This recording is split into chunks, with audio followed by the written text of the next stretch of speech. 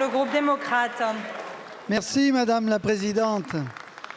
Ma question concerne les très graves inondations de jeudi dernier. En quelques minutes, des dizaines de communes de la Haute-Loire, de l'Ardèche, de la Loire et du Rhône sont passées en alerte rouge, submergées par des crues extrêmes. De mémoire d'homme, les eaux transformées en torrents de boue ont pu dépasser par endroits tous les niveaux connus.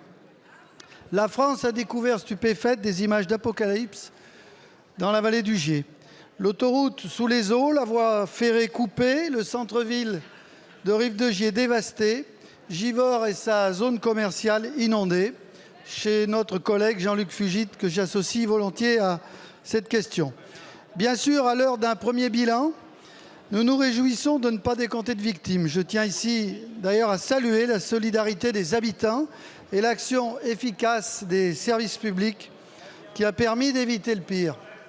Mais le bilan des dégâts matériels est dramatique. Pour les commerçants, les agriculteurs, les habitants qui ont pour certains tout perdu. Pour les communes dont les équipements communaux ont été détruits ou endommagés.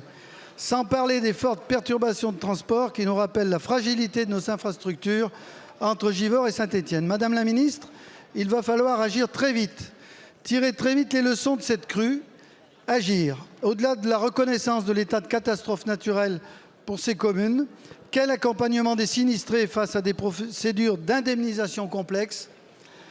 Comment mieux prévenir, mieux protéger les populations, notamment dans le secteur du Gier? Bref, quelle est notre capacité collective d'adaptation au risque dans ce contexte de changement climatique? Et nul doute que rien ne sera possible sans moyens à la hauteur des enjeux. Je vous remercie donc de vos réponses, attendues par nos élus et nos concitoyens qui sont en première ligne. Merci beaucoup, monsieur le député. La parole est à madame Agnès Pannier-Runacher, ministre de la Transition écologique. Merci madame la présidente, mesdames et messieurs les députés, monsieur le député Mandon.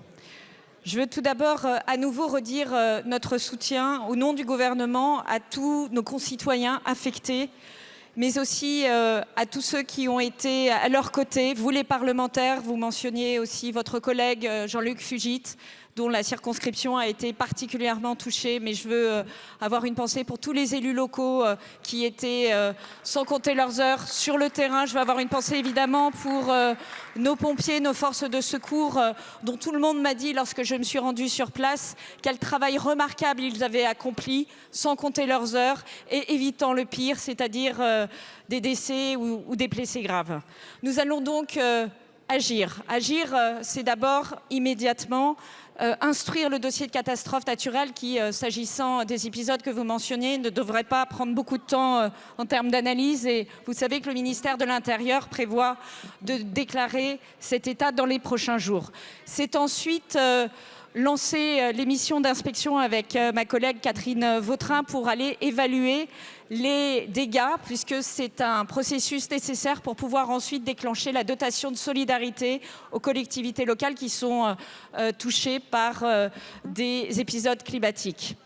C'est encore, comme l'a fait mon collègue Antoine Armand, mobiliser le secteur des assurances pour s'assurer qu'ils agissent vite, déclenchent les expertises et apportent le plus vite les réponses aux sinistrés qui veulent faire jouer leur assurance.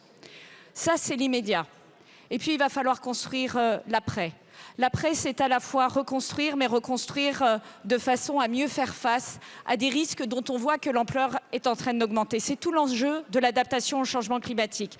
Mieux prévoir, mieux construire, mieux se protéger, développer une culture de risque. C'est tout l'enjeu du plan national d'adaptation au changement climatique que nous annoncerons dans les prochains jours. Je vous remercie, madame la ministre.